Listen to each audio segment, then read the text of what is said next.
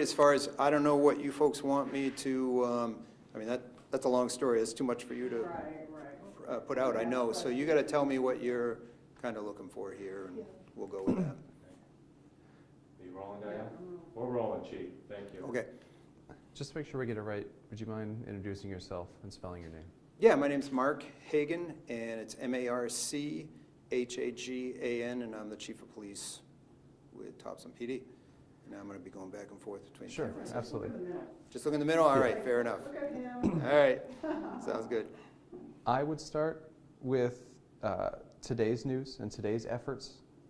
I guess where your last contact, ping, known location of these two friends. So currently the last known location is Springfield, Maine, at a gas station, 10 a.m. Wednesday. So we're going just over 48 hours at this point. And what we're doing today is we're in contact with the Maine State Game Wardens, and we're waiting to see if they can get a plane up. We've also spoken with Indian Township, and they've got some of their police officers, and I believe they have their own game warden group, sorry, and that they're going to be checking their Indian territory up there, which is just to the east of Springfield. Can you just talk about the last time that these women were heard from? There was a ping in Springfield, and just what's going on, the most updated information? Right.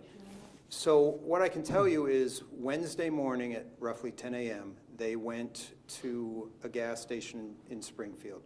They got $25 worth of gas, and they asked the clerk for directions. We have a video of them asking the clerk for directions. The clerk gave them directions to head back to Lincoln and get on 95 to head south.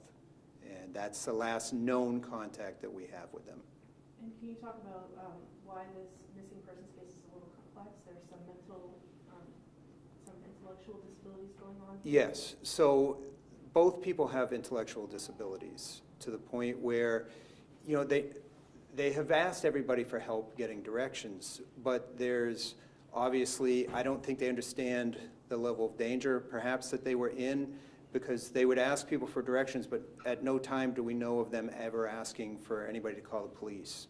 And, you know, it's not the right time to be looking back on how this could have been avoided, but we'll do that later after we find them. But, you know, it would have been helpful if somebody had called us, and then we would have been able to, you know, actually meet up with them and then, you know, get them safely home at that time. Seems like there's a lot of people interested in trying to help these women. There's been multiple people involved in trying to help them get back to Topsham, but if somebody happens to see this report and happens to see these women, what is the best way for them to get them back home safely? What we would ask right now is that if anybody comes into contact with either of these women or their vehicle, they immediately call 911.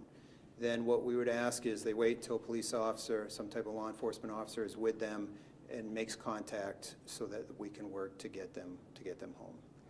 What have you done over these last 48 hours where we're talking about multiple states? These women are at least are known to have traveled basically the width of Maine almost. What next steps do you have to do when you believe that their phones have died so you're not able to trace them? Yeah, you know, we've been trying to work with the banks to get information off any debit cards that they may have used. We've been putting everything that we have out on social media, hoping that somebody will recognize them and see them. There's a silver alert out. We have files out on them, which what that means is if anybody comes into contact, if any law enforcement officer comes into contact with them, runs the vehicle license plate, runs their names, they'll automatically get a hit which tells them these people are missing, they're endangered, and please hold on to them and make contact with Topsham PD. And you said you've reached out to the game wardens to try to get some assistance there. We spoke with state police. They said that they are assisting is their official word, not leading, but assisting.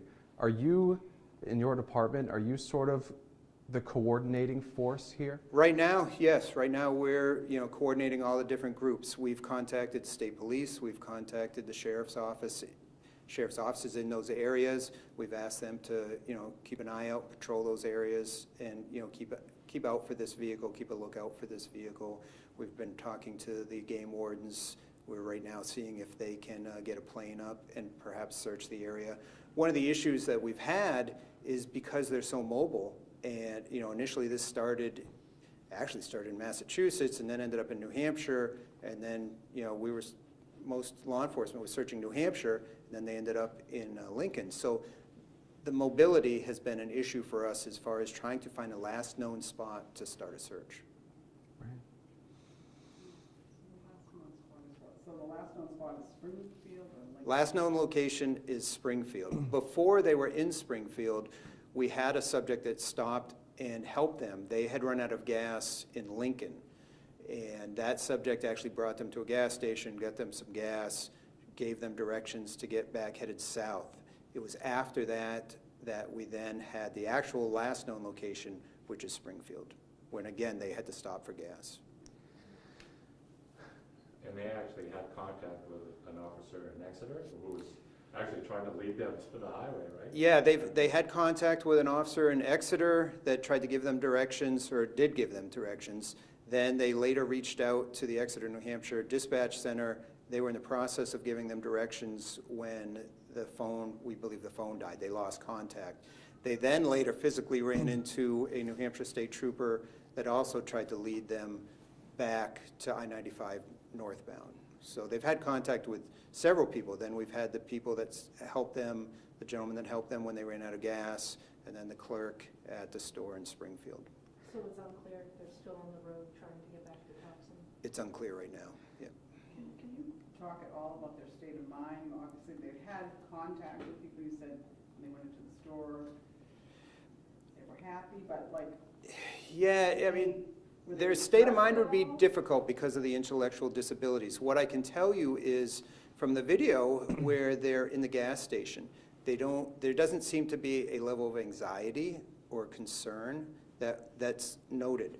The people that have all run into them haven't noted a level of anxiety to the point where they felt it was important to call law enforcement immediately. We've been getting the calls after we put out the alerts and after everything was on our Facebook. So there was no apparent, emergency when people have been in touch with them. Right, you mentioned that each person they've run into, it seems like they've asked for directions to try to get back home, and all these good Samaritans have done so, but they've never asked, can you call police for us? Can you Exactly. Can you bring us Yeah, help? they have had numerous contacts with various citizens, and but yeah, there's never been a point where they have asked for law enforcement assistance, and there was never a point where any of these citizens thought that they were in such dire straits they needed assistance. I'm guessing you've been in search operations before. Yes, but never one like this. This is just, this one is very unique. I'm sure every search is unique. This one's very unique because of the mobility and, because of the intellectual disabilities that we're dealing with. So what are the search efforts looking like today? You said that you might be working with the game warden to try and get a plane up. Not sure yet. What about your officers? Are you in contact with police in that area? Yeah, again, because of the distance between here and there, everything is pretty much over teletypes. They're aware, the sheriff's office and state police in that area are aware. Actually, all northern Maine agencies are aware because of the teletypes we've been putting out and the information that we have out on Facebook. So we're waiting to find out if the game wardens, due to weather, will be able to put a plane up in the air to start a search. And other than that, we have people on the ground that are in the area, law enforcement, keeping an eye out for them. But at this point, that's the level of the search that we have right now, because again, it comes back to, generally speaking, you start a search at the last known spot. Because they're so mobile, it has made that difficult. How elevated does your concern get as the days goes on since their last ping? They're in a car with heat, but we don't know how much money they have to keep putting gas in it. They're in a remote part of the state. We're very concerned, and obviously we had the snowstorm yesterday. The temperatures have dropped. So at this point, our level of anxiety is high in the search, and it's a matter of time. We need to get to them as soon as possible. Do you know if they have passports? They're close to the Canadian border. I don't believe so, but I don't know that. Okay. And Chief, the families, without giving too much, have they told you of their concern by now? Yeah, the families are very concerned. We've been in constant contact with the families, And I spoke to family members of both families this morning, and their level of anxiety is obviously very high, and they are concerned. Have they ever done this before, just going on No. for trips? No, no, this is completely out of, the ordinary. Can you say anything about how this all started, how they went missing in the first place?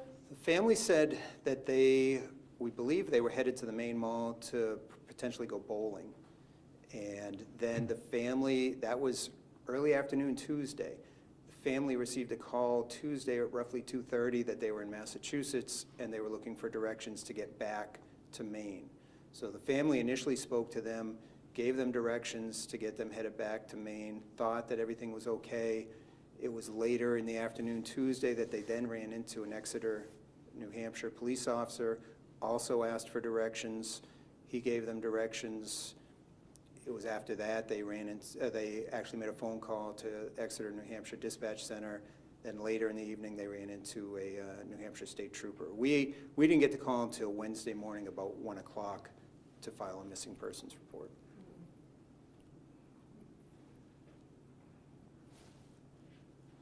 Do you think we're good?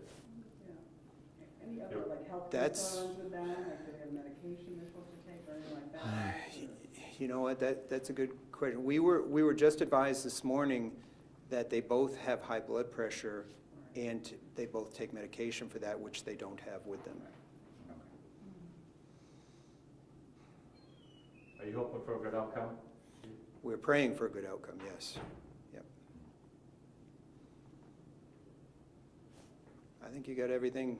I don't Thank you, think Chief. there's, Thank you. yeah, no, I gotta be honest, this is a complicated situation.